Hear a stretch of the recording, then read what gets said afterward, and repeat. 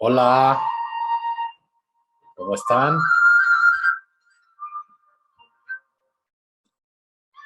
Espero que súper bien estén hoy y bienvenidos todos a la cuarta transmisión. Bien, un saludo Javier y un saludo a todos por ahí. Hola Carlita, Orte, hola Zulmis. Hola, hola, qué gusto. Igual. Bueno, aquí estamos ya, ya live. Hola, Dani. Hola Adivina de Carlita, dónde vengo. ¿de dónde? Llegué corriendo. De la Cruz Roja. ¿A poco? ¿Cómo es? Ya un día de estos te voy a volver a alcanzar ahí. Conste que sí. Ahí está abierto tu lugar. Ándale, eso es. Pues bueno,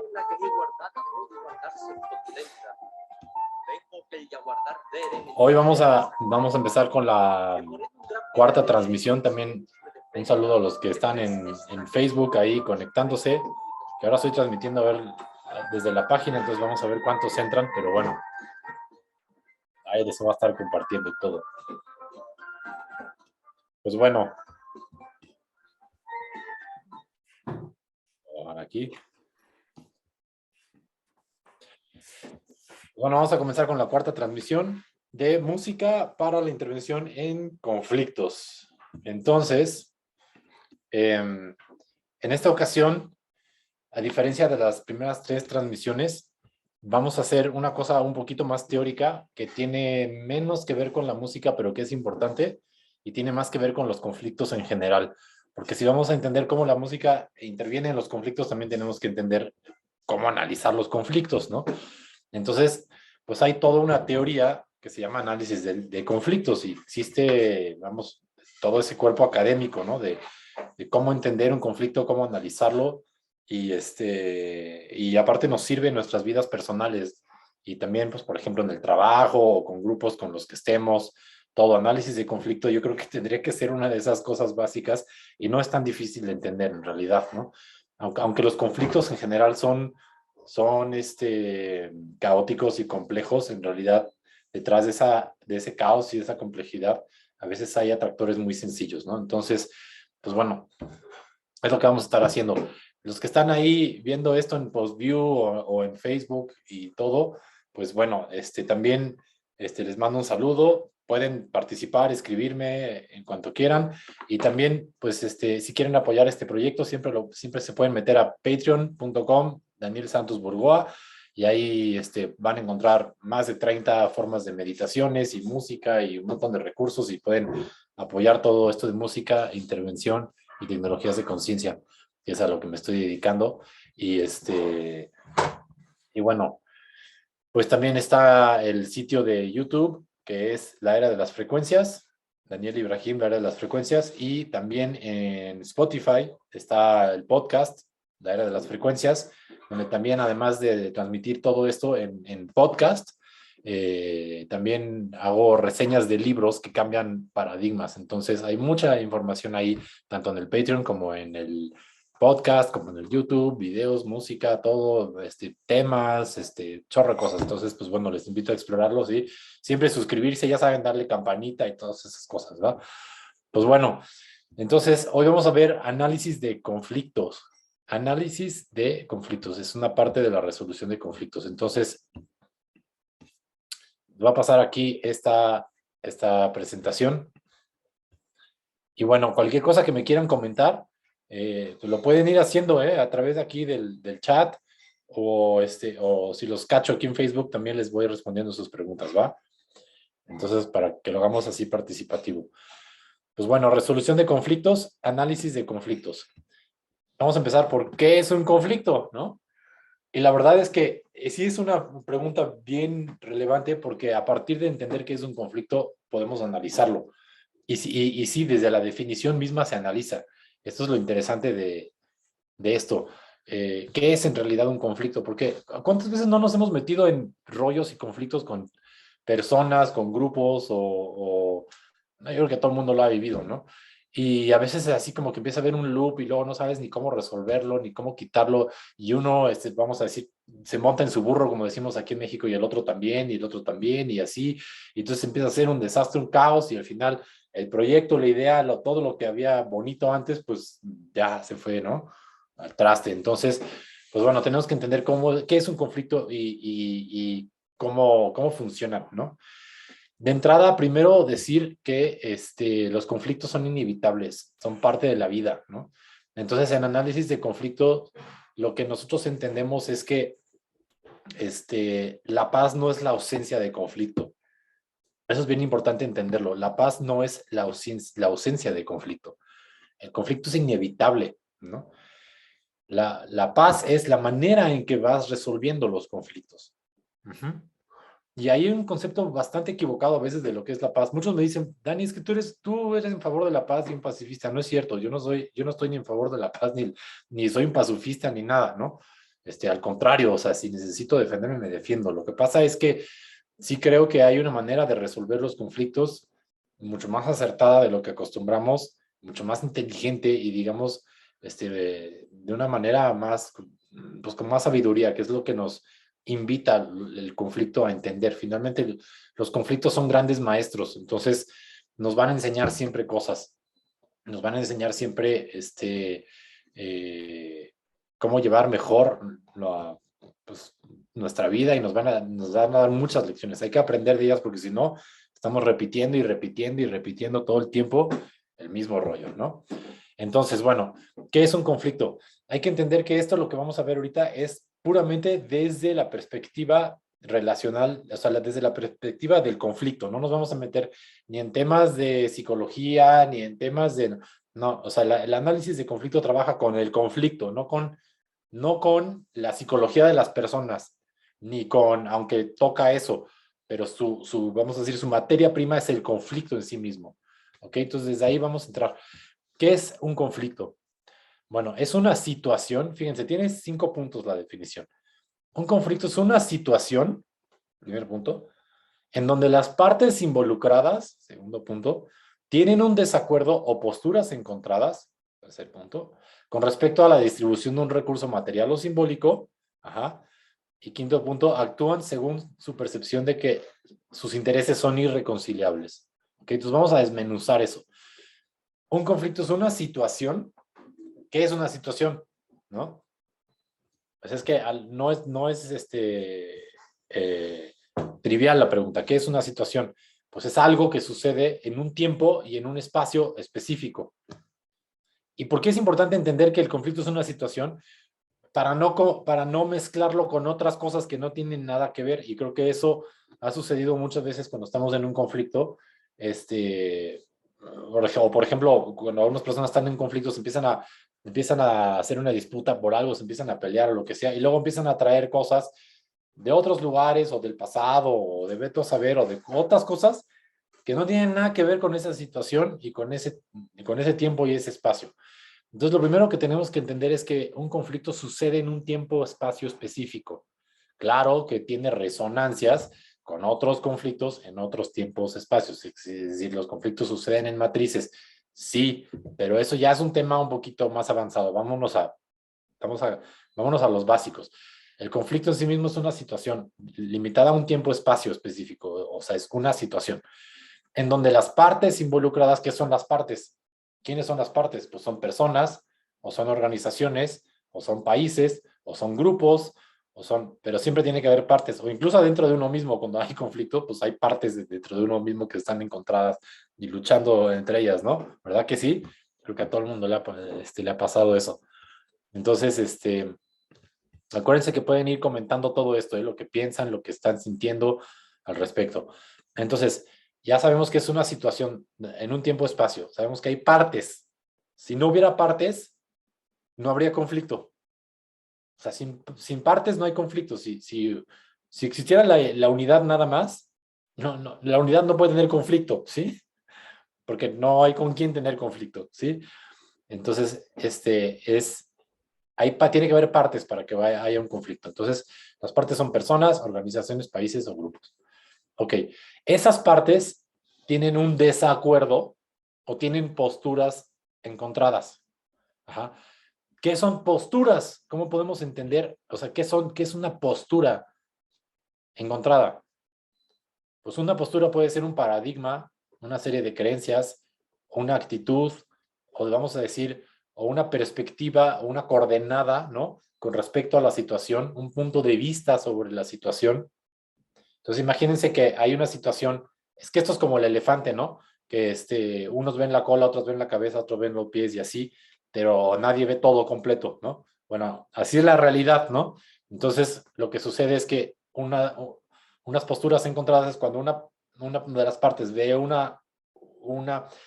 está mirando el elefante desde una perspectiva, otro está mirando el elefante desde otra perspectiva y creen ellos que esas perspectivas son irreconciliables, ¿no? Entonces tienen posturas encontradas, es decir, que chocan, posturas que no concuerdan, que no embonan, que tienen diferentes coordenadas y que de alguna manera no, esas coordenadas, aunque sean distintas por alguna razón, están chocando y creen ellos que son incompatibles, ¿no? Entonces tienen un desacuerdo y o posturas encontradas con respecto a qué, con respecto a la distribución de un recurso, siempre. Siempre en todo conflicto hay una disputa por una distribución de un recurso, pero el recurso no necesariamente es material, puede ser un recurso simbólico, puede ser un recurso afectivo, puede ser un recurso, lo que sea, ¿no? O sea, no necesariamente es un recurso material, puede ser un recurso emocional, intelectual, lo que quieras, ¿sí? Un valor, en fin, no sé, pero es un recurso, ¿ok? Y esa distribución, no lo miran igual y chocan en sus partes, ¿ok? Y siempre están actuando, quinto punto, actúan según su percepción de que sus intereses son irreconciliables. ¿Por qué? Porque si fueran irreconciliables no tendrían el conflicto. Si fueran reconciliables no tendrían el conflicto. O sea, las posturas diferentes no tienen nada de malo. No hay conflicto entre posturas diferentes. Solo hay conflicto cuando esas posturas diferentes chocan. O sea, hay una creencia verdadera o falsa de que la distribución del recurso de alguna manera no está siendo como cada una de las partes cree que debería de ser. Ajá. Entonces las posturas están encontradas y chocan y no concuerdan. ¿Ok?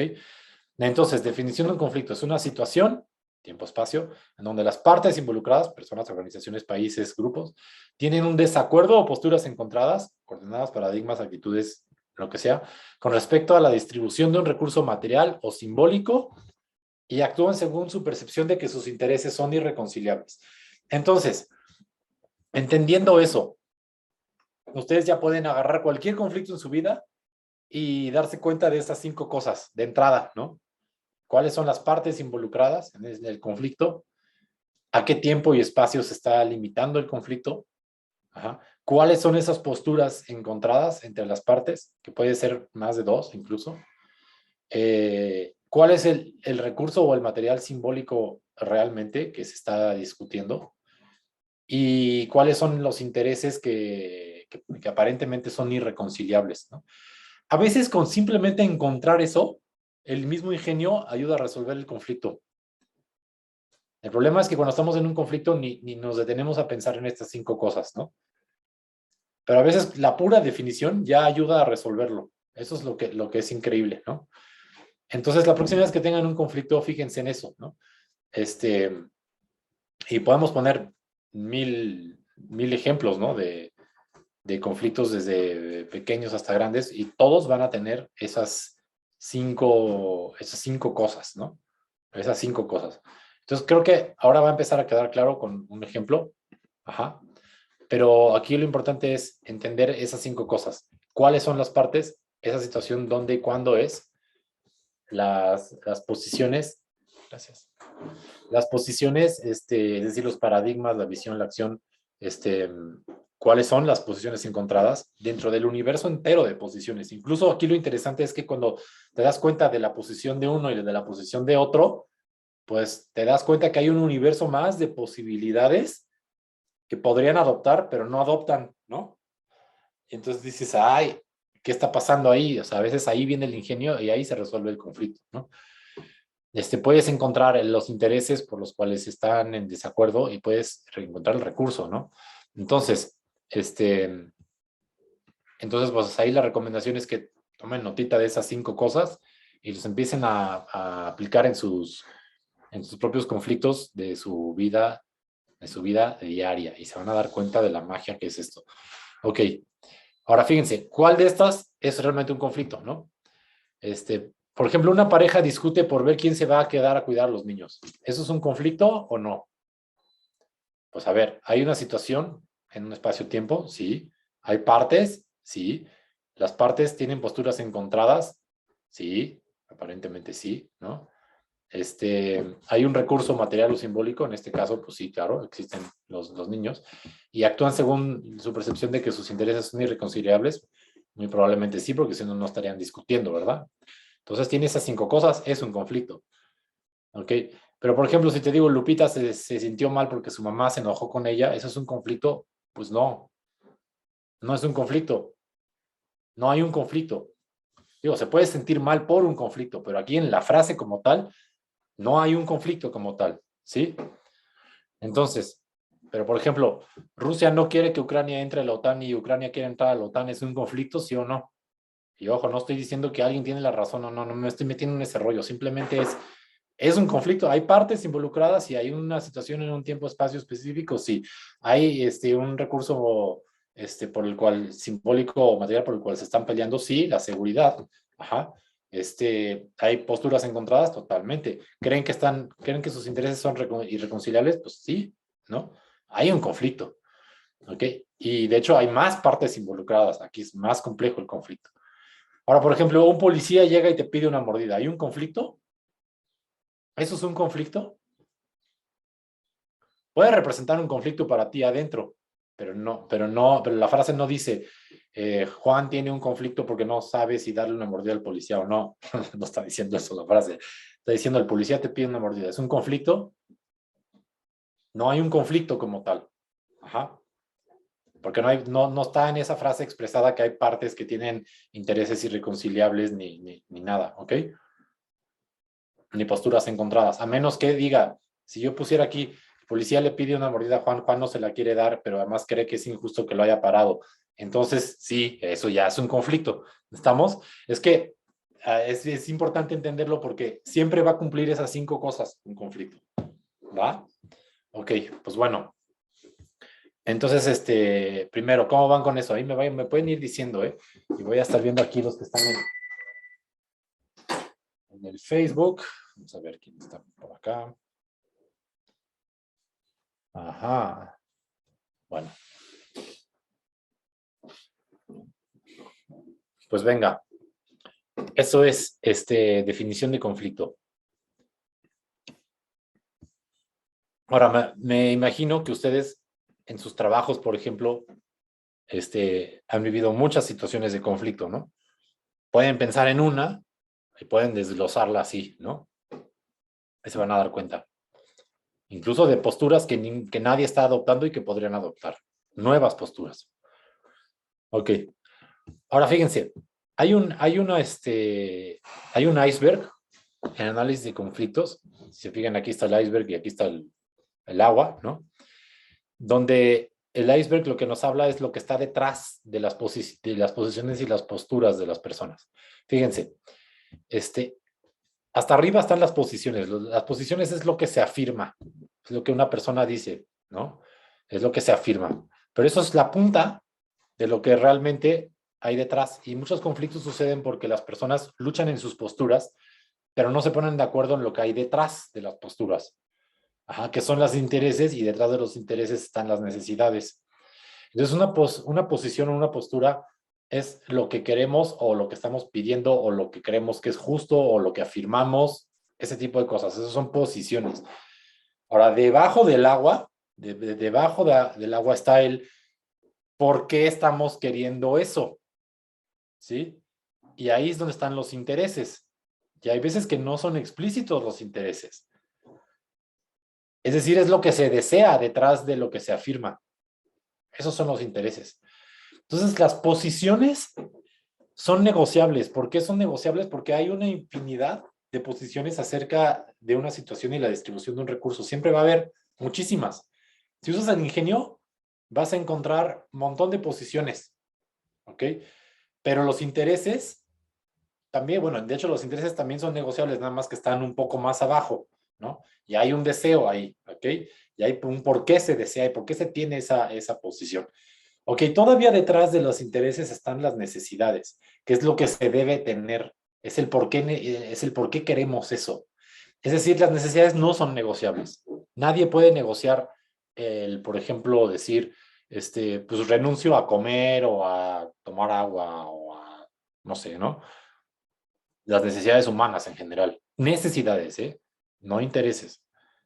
O sea, yo puedo decir, ok, tengo hambre. Eso no es negociable. Voy a comer, necesito comer. No es negociable, ¿no? Es negociable a lo mejor si me como una hamburguesa, una pizza o una torta o lo que sea. Ok, eso puede ser negociable, pero tener hambre y no comer no es negociable. El respeto humano no es negociable. La forma en que se da puede ser interpretable, pero la necesidad del respeto no es negociable, ni la necesidad de seguridad. Entonces, por ejemplo, agárrense el conflicto que hay ahorita del otro lado del mundo, ¿no? Pueden encontrar, por ejemplo, en los partes, pueden encontrar las posiciones, los intereses y las necesidades, ¿no? La necesidad de seguridad para cualquier país, para todos, ninguna o sea, no es negociable la necesidad de seguridad, ¿sí? O sea, es imposible que sea negociable eso. Lo que sí es negociable son los intereses y las posiciones, ¿no? Entonces, que si es justo, que si no, que si debe ser de tal forma, que si debe ser de tal otra, eso está más arriba en el iceberg. Entonces, es importante entender ese iceberg del conflicto porque muchas veces las partes se pelean desde las posiciones y si simplemente se dieran cuenta de los intereses detrás y de las necesidades detrás, podrían encontrar soluciones creativas para resolver ese conflicto ahí. ¿Sí? Ok. Entonces, les voy a platicar aquí un pequeño cuento que es el que va como aclararlo todo, ¿no? Esta diferencia entre posturas, intereses y necesidades. Y es el cuento de dos hermanos pastores y el sabio, ¿no? Entonces, pues aquí están dos hermanitos que son pastores y pues resulta que el primer hermano tenía unas ovejas y el segundo hermano también tenía unas ovejas y pues las juntaron y las ovejas empezaron a reproducir y reproducir y reproducir así hasta que ya había al rato muchísimas, ¿no? Y entonces de pronto surge una disputa entre los dos hermanos y se empiezan a pelear, ¿no? Y el hermano número uno decía, es que son mías, todas esas crías, todas esas ovejas, todas las del rebaño, son mías. Y le decía al otro hermano, las tuyas ya se murieron y los hijos que nacieron son de las mías, no de las tuyas, y ese tipo de rollo. Y el segundo hermano dijo, no es cierto, porque tal se cruzó con tal y entonces nació esta y la que se murió fue la otra y que no sé qué y que entonces son mías. Y los dos, el punto es que el hermano número uno decía que eran de él, el hermano número dos decían que todas eran de él y los dos estaban montados con que todas las ovejas eran de él y que el otro se las quería quitar injustamente, ¿no? Y se empezaron a pelear y se empezaron a poner violentos por eso, ¿sale? Entonces, ¿qué es eso? Posturas. La postura está diciendo, estas ovejas son mías y el otro está diciendo, son mías. Esos son posturas. No estamos hablando de intereses y necesidades, son posturas. Ok. Y entonces, como no encontraban una solución, de pronto vino este viejito sabio que ven aquí y llegó caminando a través del río, llegó ahí a su terreno y les dijo, bueno, ¿qué está pasando, no? Y entonces el hermano uno me dijo, es que el otro me quiere quitar mis ovejas y es injusto, yo las he criado toda la vida y no sé qué, y son mías desde siempre. Y el otro decía lo mismo, es que me las quiere quitar y ¿no? Bueno, entonces el sabio le dijo al hermano uno, bueno, ¿y tú por qué quieres las ovejas? Para empezar, ¿para qué las quieres o qué? ¿No? Y le dijo, pues es que en el pueblo hay una persona que me compra la lana a un muy buen precio, mejor precio que nunca. Ahí están los intereses. ¿Son necesidades el dinero? No, son intereses. Ok, entonces, ok. Y le volvió a preguntar el sabio, y entonces, ¿y para qué quieres venderle la lana a este señor y tener todo ese dinero? Y le dice, pues lo que pasa es que viene el invierno y tengo mucha familia y no hemos podido cosechar casi nada y necesito eso, esa lana, necesito ese dinero, pues para mantener a mi familia, porque me da mucho miedo que vayamos a pasar hambre en el invierno. Ah, ahí ya estás tocando necesidades, ¿verdad?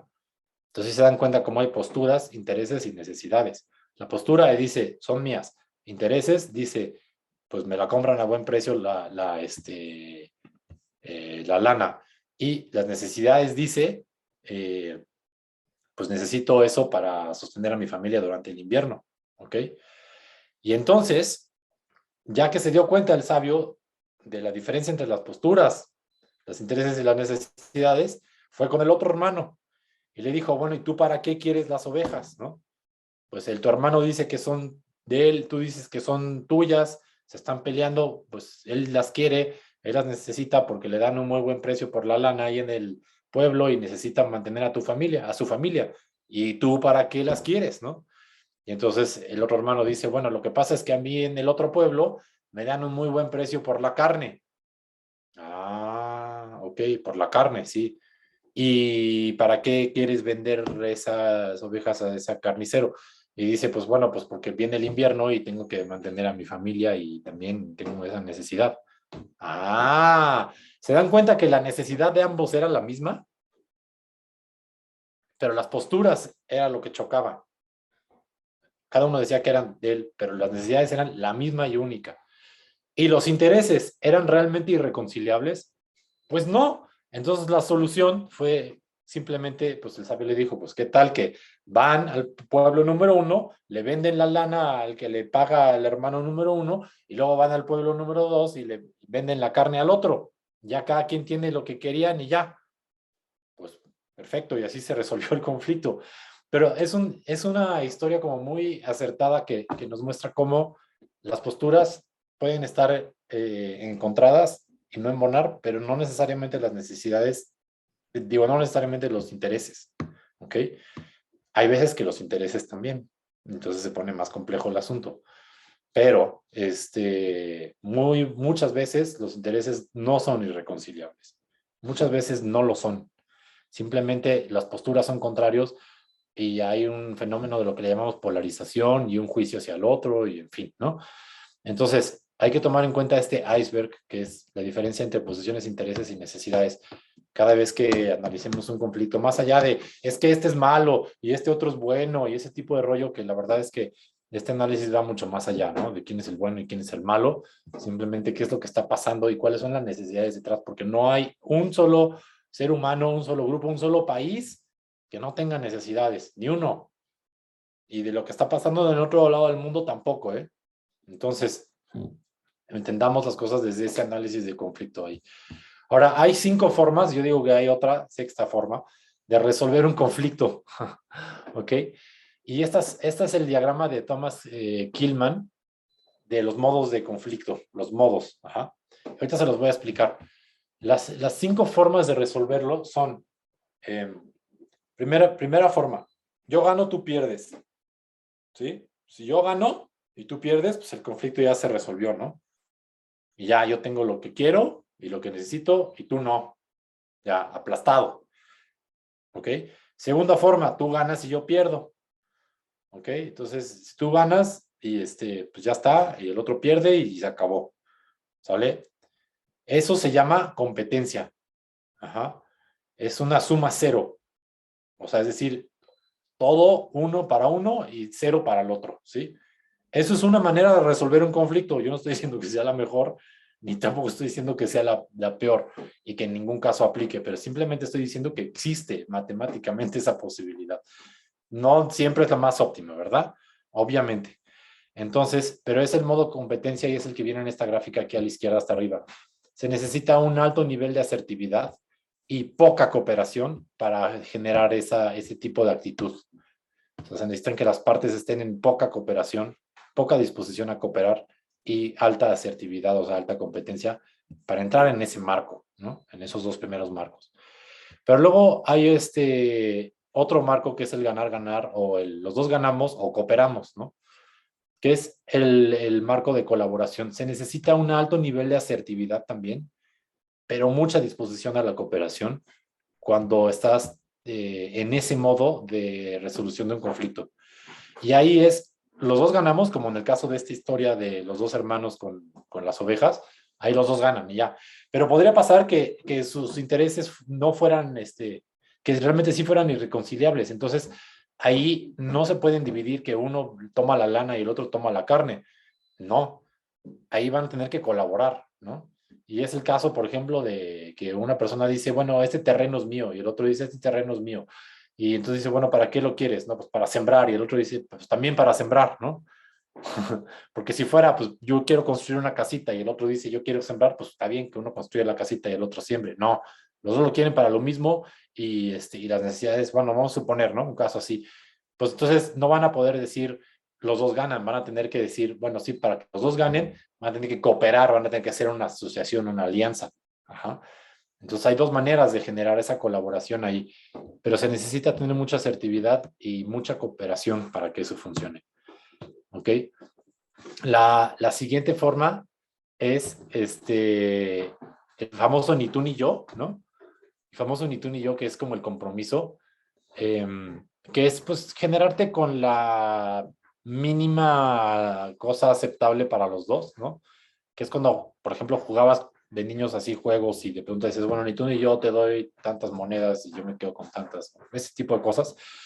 Pero bueno, el problema con ese modo es que no funcionen nunca, ¿no? O sea, claro que sí, a veces, ¿no? Pero el problema es que si las necesidades no están cubiertas y haces eso, el conflicto puede volver a surgir. O sea, eso solo funciona si las necesidades están cubiertas al final del día, ¿no? Entonces, ni tú ni yo, bueno, ok, pues lo que recibí es suficiente, estoy bien con eso, va, perfecto. Pero si las necesidades no están cubiertas, esa solución no funciona. Ajá, ese famoso ni tú ni yo, si no están realmente cubiertas las necesidades, no funciona. Entonces, pues bueno, pero es otra manera de resolver un conflicto. Y ahí es un poquito menos de asertividad y un poquito menos de cooperatividad. O sea, como que está en el de cooperación, está como en el centro, ¿no? Ahí lo ven en la gráfica. Luego está la negación del conflicto. Ajá. La negación del conflicto. O sea, lo ignoro, ya no me importa, ya lo que sea, ya, ¿no? Entonces, ahí es baja cooperación y baja asertividad, simplemente no me importa, ¿no? Y hay otra forma de esas que es darle al otro todo lo que quiera y se acabó, ¿no? Entonces, pues eso significa alta cooperatividad, pero poca asertividad, ¿no? Entonces, pues bueno, ¿es positivo evitar el conflicto o darle al otro lo que quiere? No lo sé, depende del conflicto. Es que ninguna de estas formas necesariamente son eh, mejores o peores que otra. En general vamos a preferir la de la colaboración, ¿verdad? En general. Pero hay veces que hay conflictos que no valen la pena, ¿ok?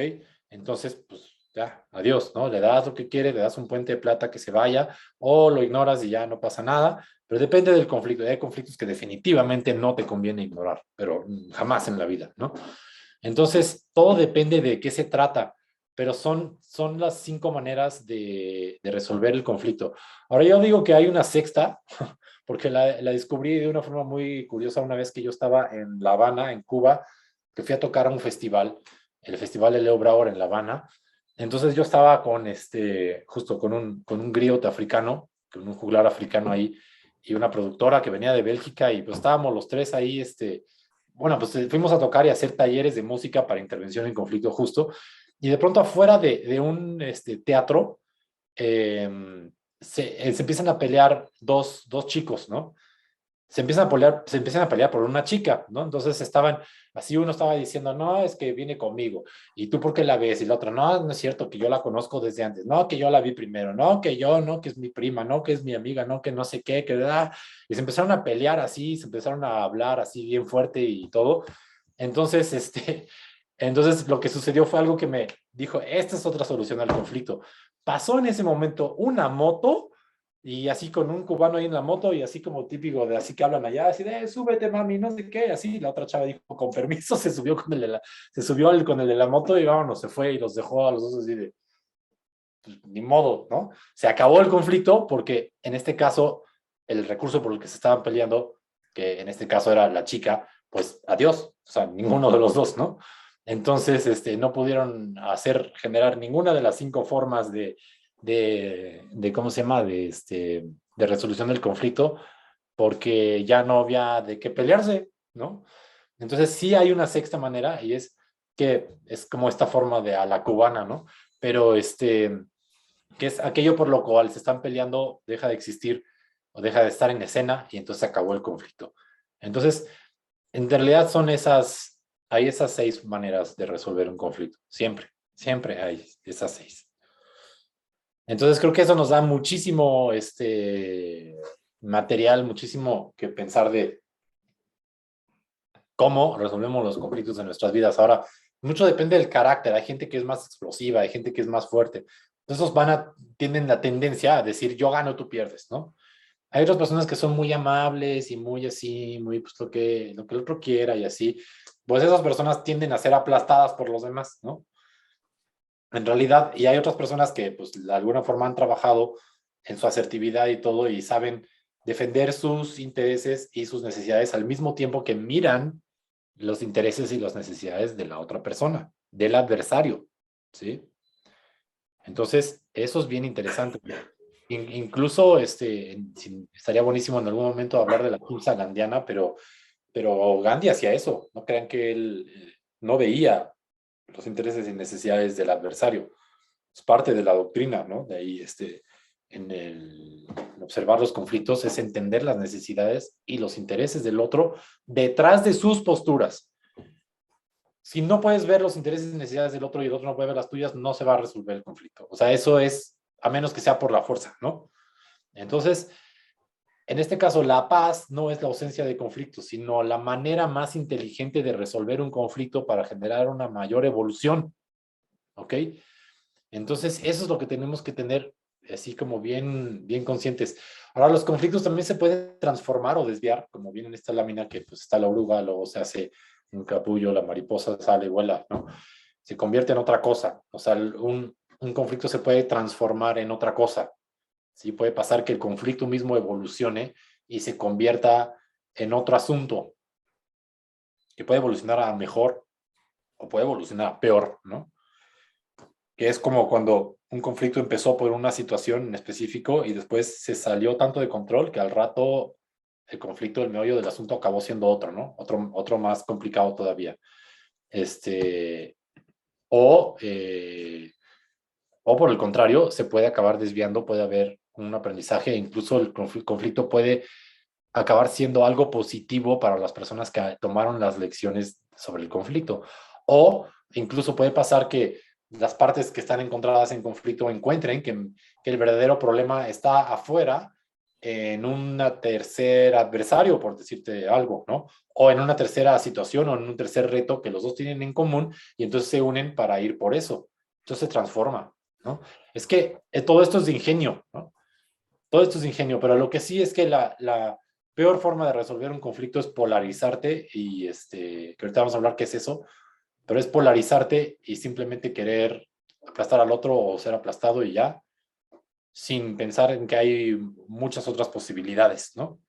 Y aquí me voy a remitir un poquito a Sun Tzu porque es que traigo ahorita el conflicto de Ucrania muy en la mente porque lo está analizando ahí mucho, pero me viene aquí la frase de Sun Tzu, que Sun Tzu escribió el arte de la guerra, que es un libro importantísimo en la estrategia militar, pero Sun Tzu decía que,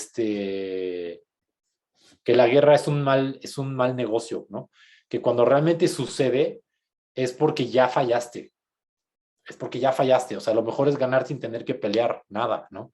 Es decir, utilizar la inteligencia, ¿no? Entonces, eso el lóbulo frontal, ¿no? Entonces, si ya hubo guerra, es porque ya falló el entendimiento del otro, ya falló el conflicto, ya, la resolución del conflicto, ya hubo algo, ¿no? Entonces, el mismo Sun Tzu lo lleva diciendo hace miles de años, ¿no? Que la guerra y las armas son el último recurso, el peor de todos, el más costoso, el más desgastante y que se tiene que evitar a toda costa, excepto como último recurso. Él decía eso así, ¿no? Entonces, pues, por eso es tan importante entender esto, porque porque tenemos que estar preparados y prever los conflictos que no escalen, que nos hagan más grandes los conflictos que ya tenemos en nuestras propias vidas, que a lo mejor son así de pequeños, pero si no los atendemos se vuelven enormes, ¿no? Como un baobab que crece, como en el Principito. ¿Se acuerdan que el Principito todas las mañanas salía y quitaba los baobabs de su pequeño planeta porque si no crecían mucho? Pues es igual con los conflictos, hay que estarlos quitando antes de que crezcan, porque si crecen, pues vean la consecuencia que estamos viviendo ahorita como planeta, ¿no? No dejar que crezcan y que escalen los conflictos, quitarlos desde el principio. Ajá. Bueno, etapas de un conflicto. Eso también es sencillo de entender, pero el conflicto tiene una curva.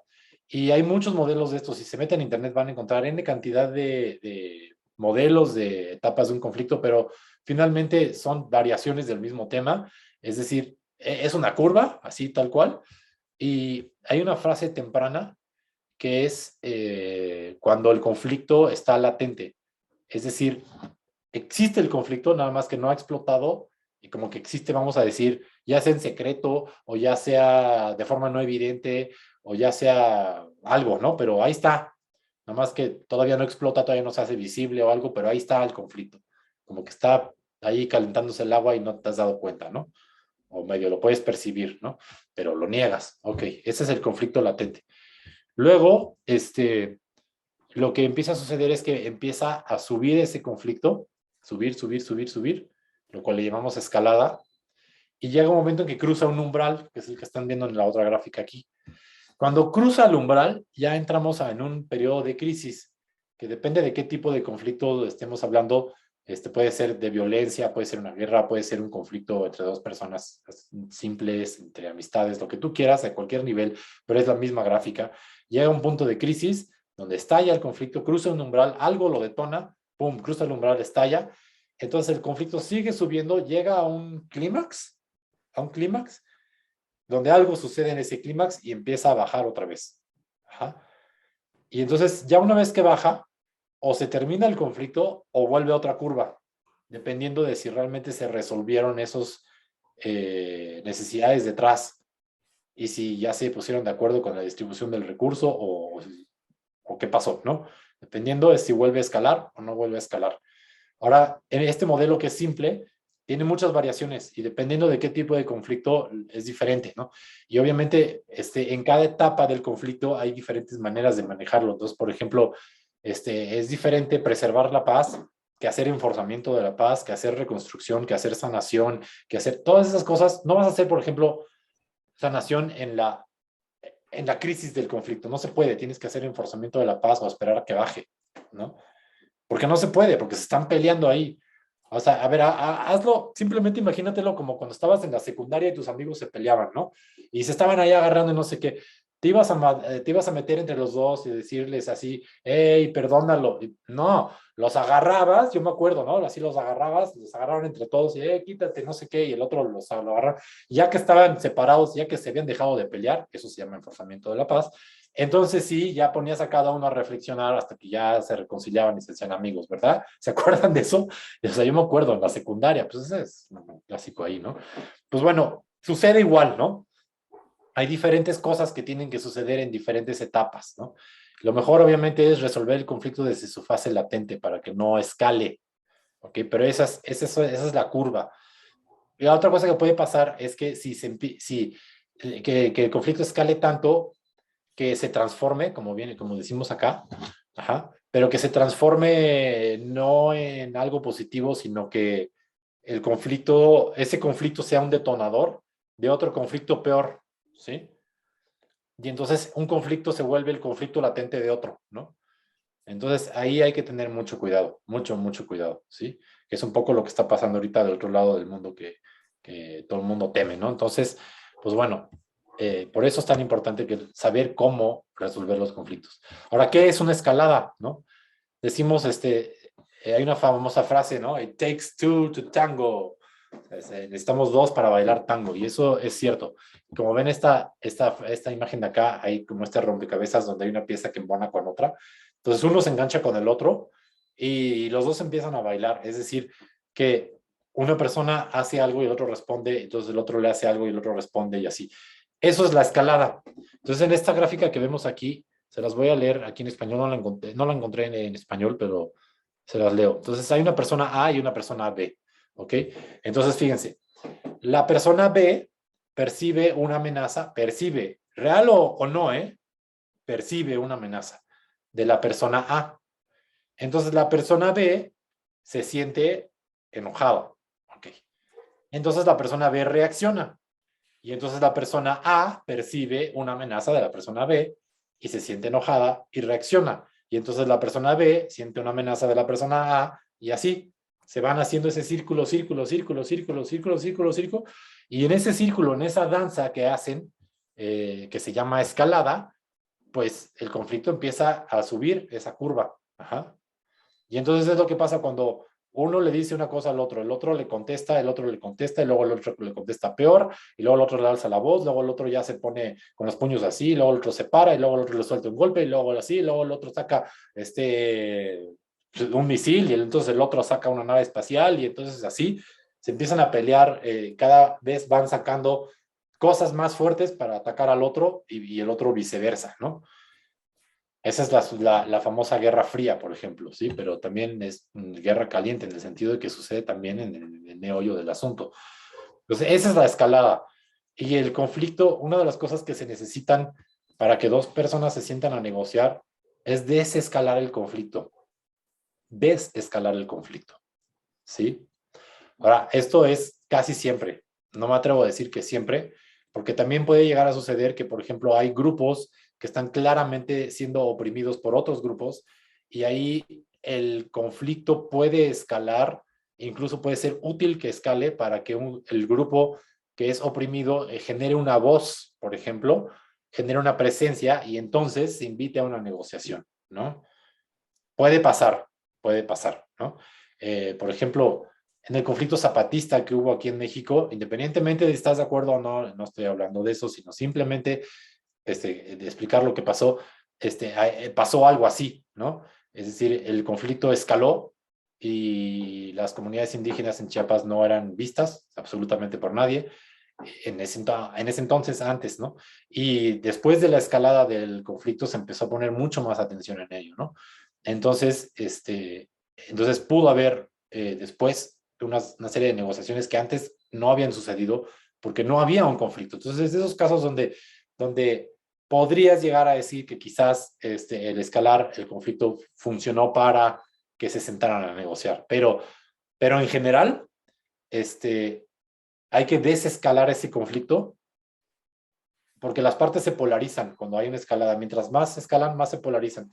Polarizarse significa yo me monto en mi burro y tú en el tuyo y se fijan más fuerte las posturas y de ahí no te sales.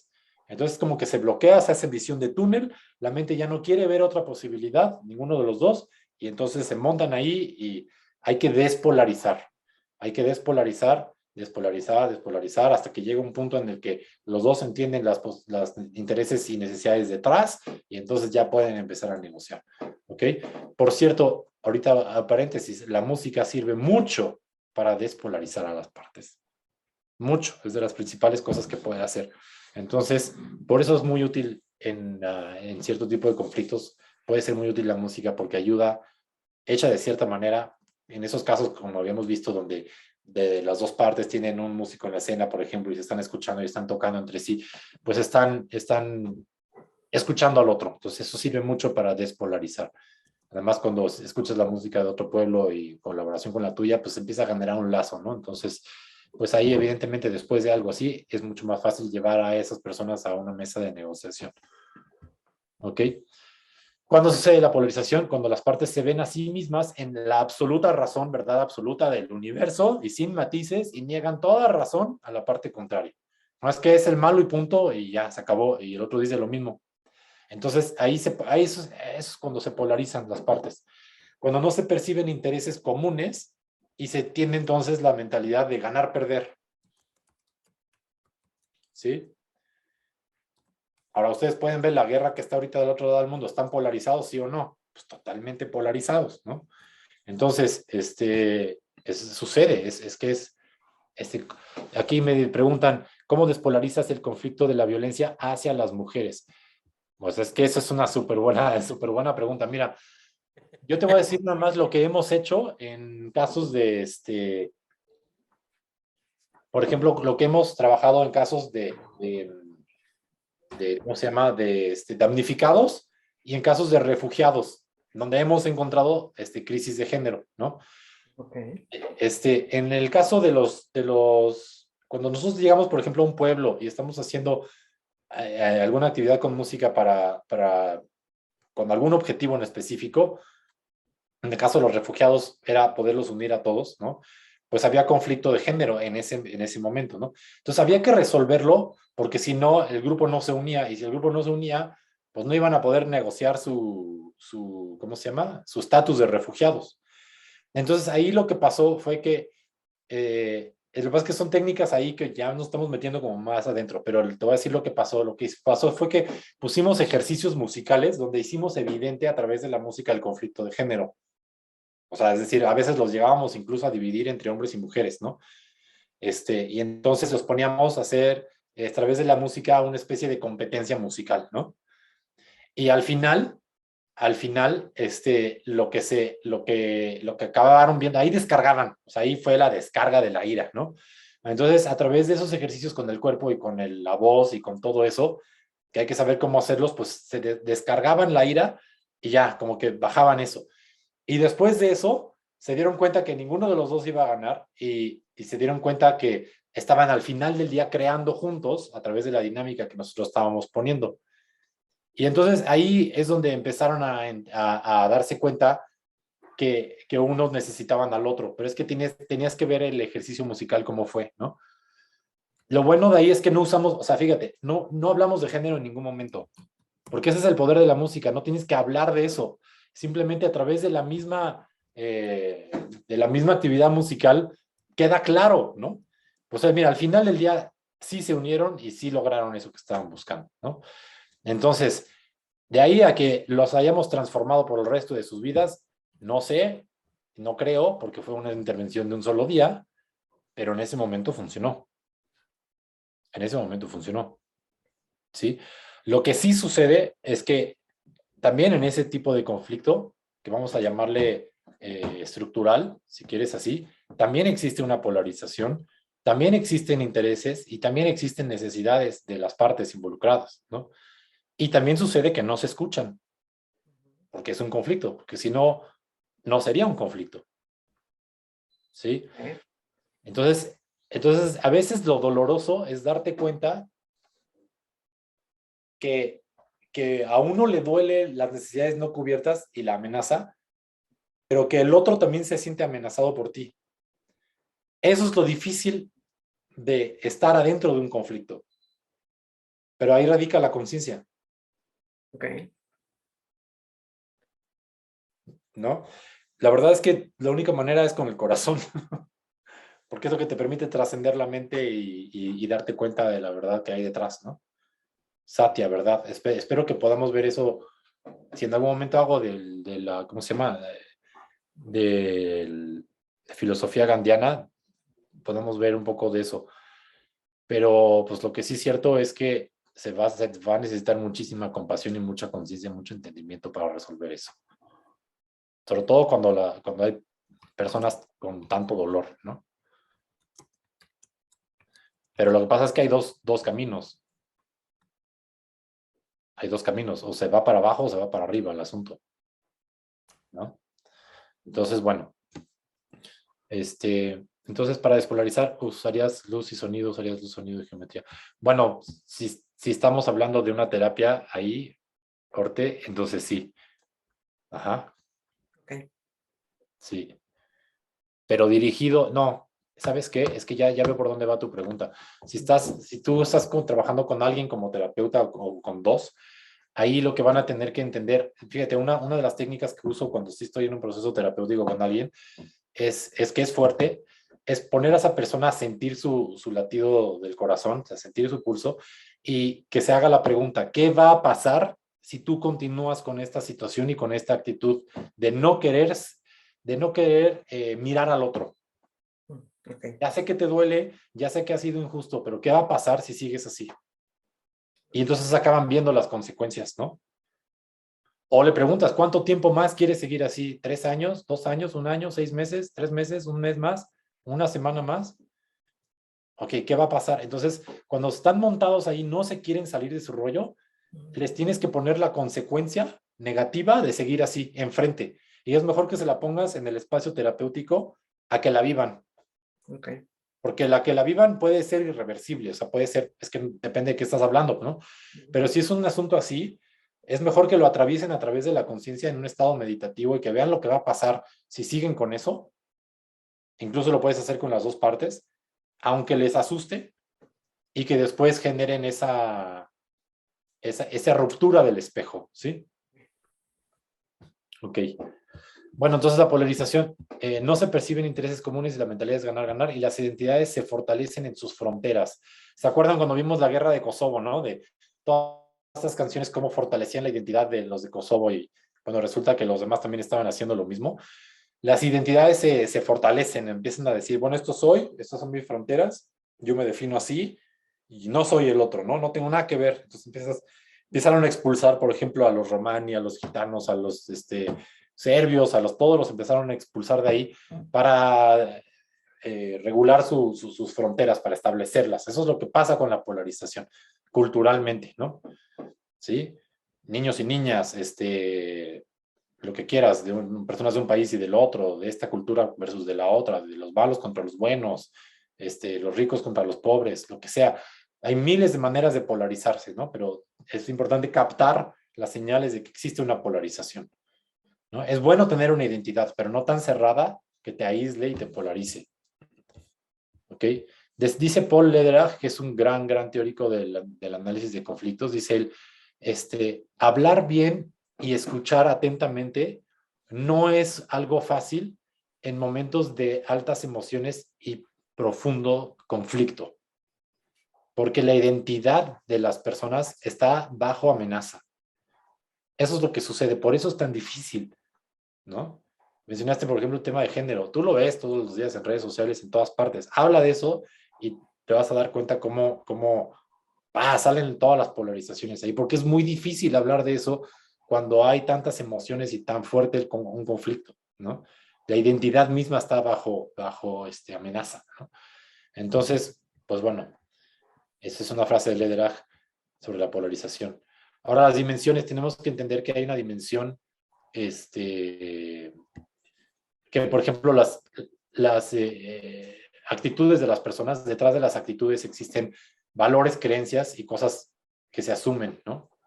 Que es lo que está también detrás del iceberg. Detrás de las actitudes hay una serie de valores, una serie de creencias y una serie de cosas que se asumen, ¿no? Pues simplemente, por ejemplo, pues ve a negociar con un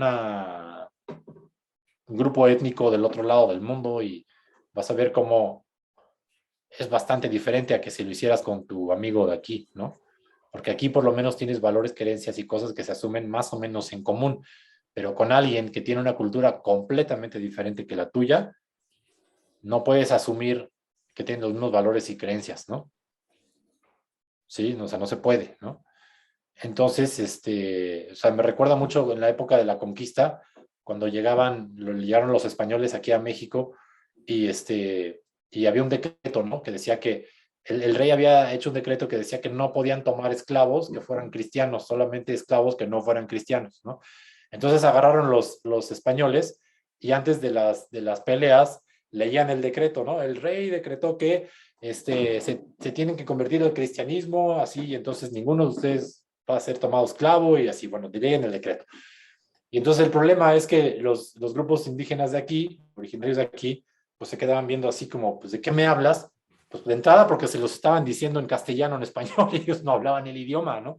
Entonces es como dices, ¿cómo puedes darte, o sea, cómo puedes esperar que el otro, responda a lo que estás diciendo si ni siquiera habla el mismo idioma que tú, ¿no? Eso es lo que pasa, o sea, es como muy obvio en este caso, ¿no? Que esperas que el otro sea como tú y no tiene nada que ver contigo, ¿no? No se habla de esa diferencia, ¿no? Entonces, bueno, hay dimensiones del conflicto, la dimensión individual, que es la psicología del mundo interior de una persona, la dimensión cultural, que es, vamos a decir, el mundo interno compartido, entre las personas. Ajá. Está la parte interpersonal, que es cómo se comunican las personas, y está la parte estructural, que son los sistemas, la economía, la política, todo ese tipo de cosas, las acciones compartidas, ¿no? Entonces, son esas 4 dimensiones que existen. Entonces, la cosa con los conflictos es que se tienen que entender los 4, y esto depende mucho de la cultura. Por ejemplo, si tú estás en una situación de conflicto en una empresa, por decirte algo, pues es muy evidente que la parte estructural y la parte interpersonal, es decir, las acciones, los intereses, las cosas materiales, los recursos, todo eso va a ser lo tangible, va a ser lo más importante. Si tú te vas a una aldea en África, eso va a ser secundario. Lo más importante va a ser la cultura, la relación, la jerarquía, los valores,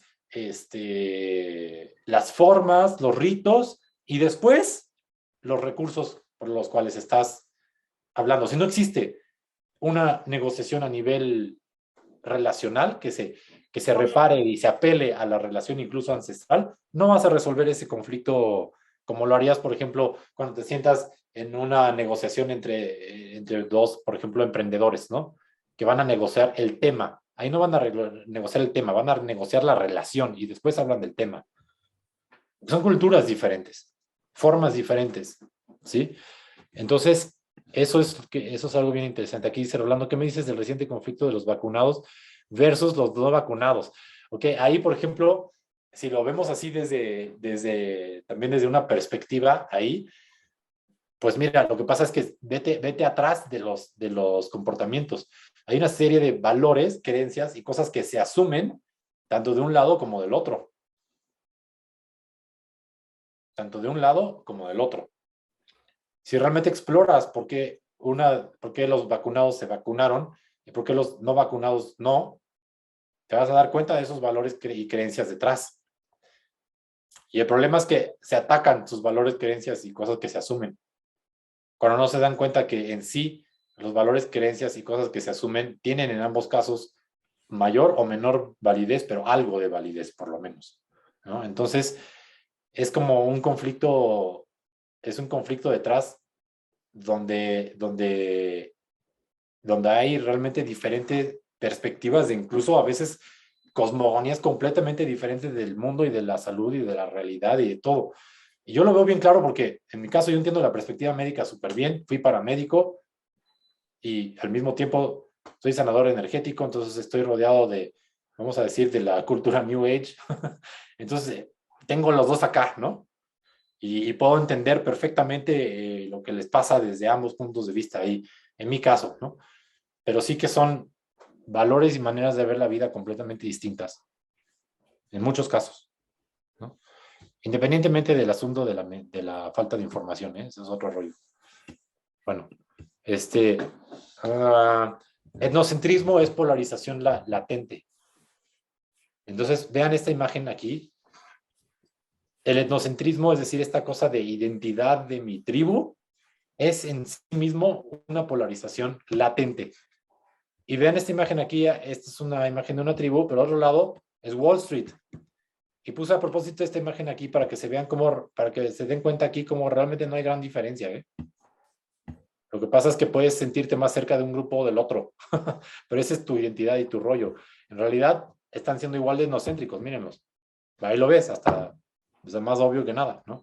Se visten igual, tienen los mismos gestos, ¿sí? Esta identidad de grupo, ¿no? Y siempre es como esta cosa de nosotros versus el mundo entero. O sea, somos nosotros y los que no son nosotros. Así se define el planeta Tierra entre mi grupo y los que no son de mi grupo, ¿no? Eso se llama etnocentrismo y es polarización latente. La humanidad es una, aunque haya muchas tribus, es una. Entonces no existe eso de que mi grupo y los que no son de mi grupo son la humanidad entera.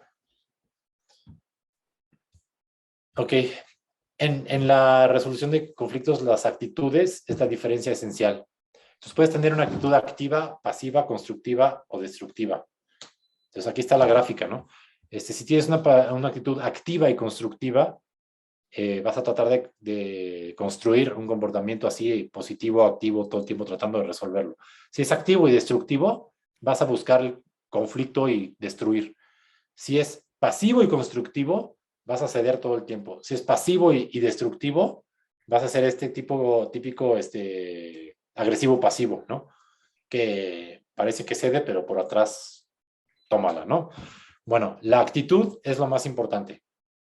La actitud es lo más importante, darse cuenta, ¿no? Entonces, esta imagen de aquí es un palabrero guayú, que son los famosos palabreros de los guayú en Colombia, que son ya se declararon, ya la ONU los declaró Patrimonio Universal por su manera tan impresionante que tienen de resolver conflictos. En algún momento haré una transmisión de ellos porque yo estuve ahí con ellos 2 semanas y me encantó. Pero sí les voy a decir aquí unas cosas sobre los guayú. Les voy a leer esto. Es un cuento, palabras para entenderse. Dicen los que saben que el pájaro Uta era una persona. Cuando había una disputa entre la gente de los Wayuu, era el pájaro Uta quien ayudaba a solucionar ese dilema con su melodiosa voz. Si alguien resultaba herido, si había que determinar un pago, por ejemplo, el pájaro Uta establecía el valor que compensaba el asunto y entonces todos quedaban satisfechos. El pájaro Uta, como buen palabrero, sabía que su deber era llevar palabras adecuadas, correctas y que no aumentaran la discordia a su vez. El pájaro Uta solo cobraba de vez en cuando y recibía collares a cambio de sus buenos consejos. Cierto día, el pájaro Uta fue bajando de categoría porque se dañó. Entonces la gente Wayuu llamó al chocho, creo que se dice, el chocho, el pájaro carpintero. Sin embargo, la gente pronto sintió que había cometido un error, porque el chocho era grosero, gritaba, respondía de mala manera, la gente lo imitaba y se daban malos tratos. Todos le tenían miedo al pájaro carpintero y además se molestaban porque usaba amuletos y cobraba por todos sus servicios. La gente guayú esperaba de sus palabreros que escucharan con discreción y aconsejaran con prudencia. Después, podían cobrar por solucionar los conflictos por medio de las palabras. Por eso, hasta el día de hoy, la gente guayú recuerda a Uta por haber cumplido bien con su papel y asocian sus palabras al canto de los pájaros. Entonces, es como un cuento bien bonito que te dice cómo ese canto melodioso de los pájaros, así tiene que ser tus palabras en la resolución de un conflicto. Es decir, no es lo que decimos, es la música detrás de tus palabras lo que hace que la gente se mueva, ¿no? Gandhi lo decía, tienes que llegar al corazón de una persona para moverla. Entonces, no es lo que dices, es la música detrás, la intención que hay detrás de decirlo, con el tono, la autenticidad, la chispa, aquello que te inspira, poderlo transmitir así en ese momento, es la música detrás de las palabras lo que convence. No son las palabras como tal. Lenguaje no verbal es todo lo que hay detrás, es la energía que conllevan. Ajá, es la frecuencia y la información. Ok, bueno, roles en conflictos, esto es importante conocerlo también. Hay roles en los diferentes conflictos, lo van a encontrar, por ejemplo, en conflictos armados, mucho esto. Está el enforzador de la paz, ajá, que es un rol imparcial, pero participatorio, ajá, que es, por ejemplo, el juez, el árbitro, los cascos azules, ajá, son los que llegan y determinan qué va a pasar, o son los que paran el conflicto, o los que intervienen de alguna manera para enforzarlo y decir se acabó, ¿no? Esos son enforzador de la paz. Su filosofía tiene que ser, teóricamente, y tendría que ser humanitaria y activa en el conflicto. Ajá. Entonces, es imparcial, pero participa, no es neutral. Es imparcial, teóricamente, pero no es neutral, o sea, sí está participando. Ajá. A diferencia del rescatador, el rescatador cura las heridas, o es un terapeuta o un paramédico, sí, su filosofía tiene que ser humanitaria, compasiva y no activa en el conflicto, es decir, no se mete en el conflicto, no se mete en nada. Es imparcial, porque no toma parte, y aparte es neutral, es decir, que no se mete en el conflicto. En cambio, el esforzador de la paz teóricamente tiene que ser imparcial, pero sí se mete en el conflicto, ¿sí? El enforzador de la paz es como cuando agarras a tus compañeros de la secundaria que están peleando y párale y así. Bueno, ahí estás siendo enforzador de la paz, ¿no? ¿Se acuerdan de eso? Bueno, eso es enforzador. El rescatador es la enfermería, ¿sí? Ok, tiene que ser imparcial y neutral. Ok, luego está el mediador. El mediador es, tiene que ser neutral, es decir, no puede participar en el conflicto y se supone que es más que imparcial, le llaman poliparcial, es decir, tiene que entender las perspectivas, los intereses y necesidades de todas las partes, sin tomar un bando. Ajá. Eso es lo que hace un mediador, es un facilitador y eso es lo que tiene que hacer un mediador. Entonces, si alguna vez han estado en una sala de mediación o han tenido un conflicto legal o algo así y han hecho una mediación, lo saben muy bien. Saben muy bien cómo el mediador o la mediadora se para ahí y trata de entender lo que están buscando todas las partes detrás de sus posturas, sus intereses y necesidades y tratan de buscar una solución, como en el cuento de los pastores con el sabio que llega, ¿no?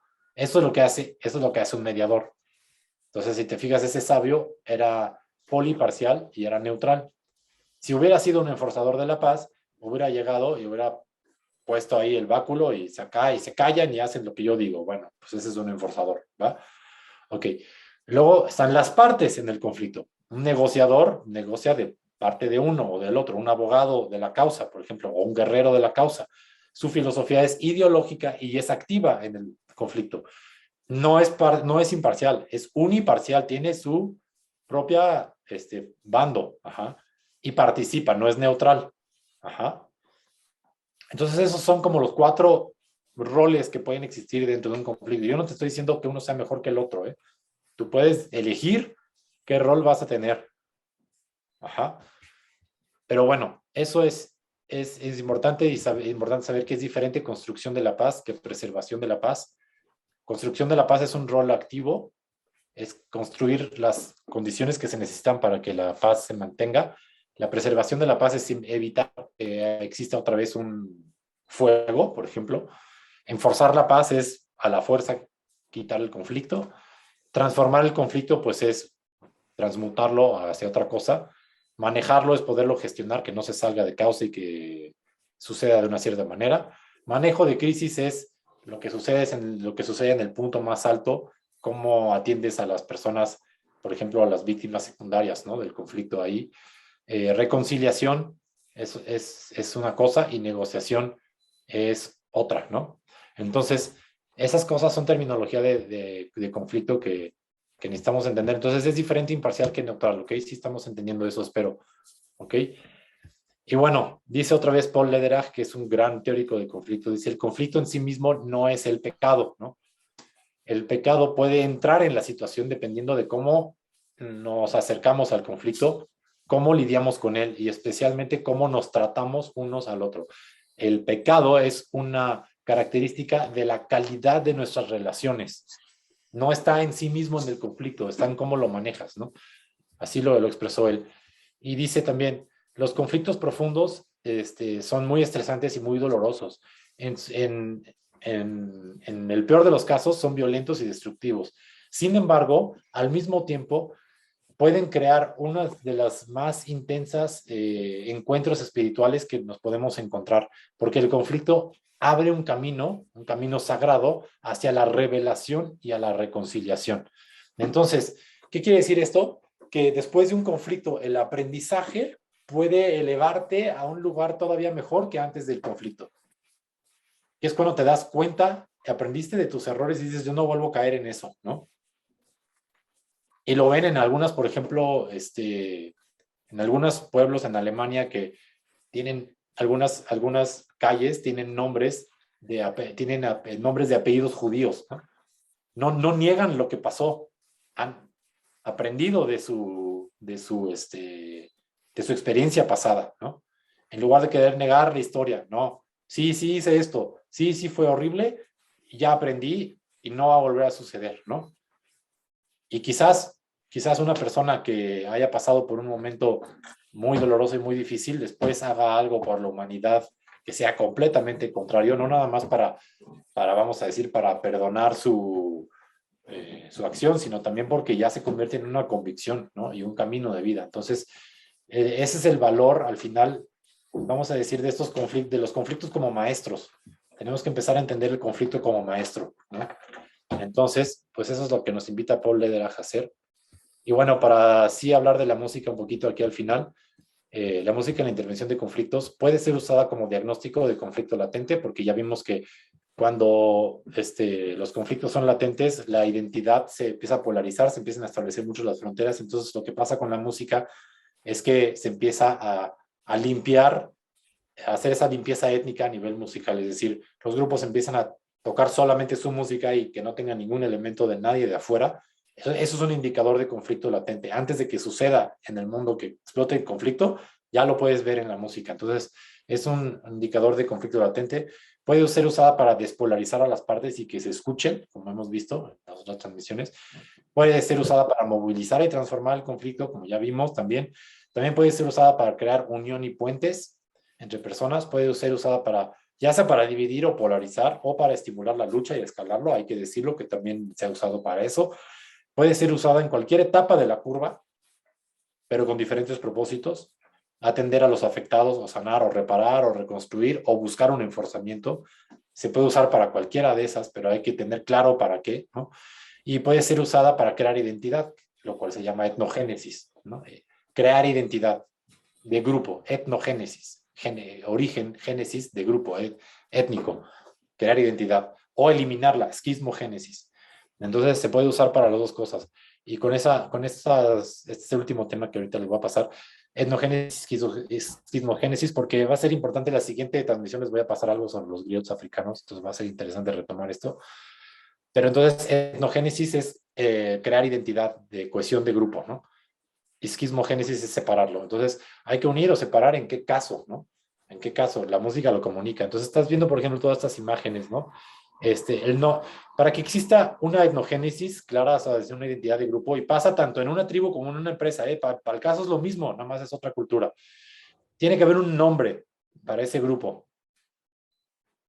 Y da igual si se llaman Wayuu, se llaman aztecas, se llaman tutsis o se llama Nike, Nestlé. Un nombre para ese grupo. Dos, tiene que haber un mito de origen, o sea, un relato o una historia mítica, mágica de cómo sucedió. Ajá. Nosotros estamos rodeados de mitos de origen. Simplemente agarra cualquier texto sagrado, la Biblia, el Corán, el que quieras, va a haber un mito de origen, o los Upanishads, lo que sea, y todas las culturas tienen un mito de origen. No estoy diciendo que sea, ojo, la palabra mito no quiere decir que sea falso. La palabra mito quiere decir que está en un plano sagrado, mítico, simbólico y descrito, ajá, desde ahí simplemente, ¿ok? Entonces, tiene que haber un mito de origen, una historia, un relato de cómo empezó, un relato que genere una reverencia de cómo empezó ese grupo, o el mundo, o la humanidad, o ese tribu en específico, o ese grupo, o esa empresa, o esa, lo que sea, ¿no? Tiene que haber una memoria formativa, es decir, glorias y traumas pasados, o sea, victorias pasadas, pérdidas pasadas, héroes, conmemoraciones o mártires o lo que sea. Eso forma identidad, ¿no? Tiene que haber una cultura propia con sus símbolos propios, banderas, símbolos, rituales, costumbres, lo que sea. Tiene que estar unido a un territorio físico. Y bueno, ahora está la pregunta abierta de si también ahora hoy en día puede ser virtual, pero bueno, físico. Y una conciencia de comunidad. Y esto es igual para una empresa que para ISIS. Y es igual para una tribu ¿cómo se llama? Australia, que para una familia. ¿Qué? Igual para Wall Street que lo es para los guaraníes. Ajá. ¿Qué? A ver, permítame, lo estoy viendo aquí. Silenciar. Ok, entonces eso es etnogénesis. Nosotros vamos a entender etnogénesis como la conformación de la identidad de un grupo. Y esquismogénesis es la separación de esa identidad. Y van a decir, bueno, Dani, ¿por qué quieres separar a la gente? Bueno, tú dime, ¿un grupo terrorista te gustaría que estuviera unido o separado? ¿No? O sea, es que aquí, por eso no quiero decir esto es mejor que esto otro, sino que depende del caso. Ajá, depende del caso. Pero la música puede servir para todo eso. Entonces, sobre todo para todo eso, porque la música en sí misma es narrativa. Y ya saben que mueve emociones muy fuerte. Entonces, el mito, decía Joseph Campbell, es una narrativa que organiza todo. Es, entre comillas, la religión de las demás personas. Así le llamaba él porque, pues, bueno, nuestra religión es religión, pero la de los demás es mito, ¿no? Bueno, lo decía un poco pues como sarcasmo, ¿no? Pero en realidad también la nuestra es mito, en el sentido de que es una narrativa que organiza todo. El mito organiza y es el valor del mito, es lo que decía Joseph Campbell. Los mitos son sueños públicos, los sueños son mitos privados, es decir, organizan, te dan una sensación de orden de la realidad y tú de alguna manera te ordenas psíquicamente, psicológicamente a través del mito. Todos lo hacemos y los necesitamos además, ¿no? Entonces, pues la música sirve mucho para transmitir eso. Entonces, ese es su valor en la intervención en conflictos. Y pues bueno, con eso terminamos esta transmisión. Fue 1 hora y media. Aquí comentarios que quieran hacer, todos los que quieran. Entonces dice aquí, a ver, ¿qué me dices? También hay paleogenética en la música desde la creación de la humanidad y de acuerdo a eso es su evolución cognitiva. A ver, no sé si entendí muy bien, Javier, tu pregunta. Me estás preguntando si la música ha tenido una evolución cognitiva. Sí, bueno, yo personalmente creo que la música ha tenido una evolución en muchísimos niveles y como toda la evolución ha generado espirales que son evolutivas y hay veces que ha generado regresiones y luego otra vez espirales y regresiones y espirales. Pero bueno, creo que en general la evolución da muchas vueltas de una manera a veces medio caótica. Sí creo que al final del día la humanidad vamos todos hacia un lugar más evolutivo en general, pero también observo caídas en muchas ocasiones. Entonces, no puedo ser lineal y absoluto con eso. Creo que en general sí, pero también creo que ha habido veces que la música también ha tenido caídas, ¿no? Y actuales, sobre todo, pero en general creo que sí, pues simplemente la música desde la creación de la humanidad, pues era muy exploratoria, muy simple, como niños, ¿no? Jugando con objetos, con palos, con huesos, con lo que sea. Y de alguna manera, pues ya ahorita tenemos polifonía y tenemos armonía y toda una ciencia detrás y todo, y emociones más complejas, ¿no? Y quizás lo que se ha perdido es un poco la parte espiritual alrededor de la música en muchos casos, ¿no? Comparado con experiencias como las puedes tener en África y eso, pero creo que vamos hacia un lugar de integralismo. Yo creo que la humanidad va hacia un lugar de integralismo. Entonces, pues así lo veo yo. Creo que el planeta entero es una gran aldea ahora, ¿no? Podríamos decir que los himnos nacionales o las porras de un equipo de fútbol promueven la etnogénesis totalmente, pues claro que sí, ¿no?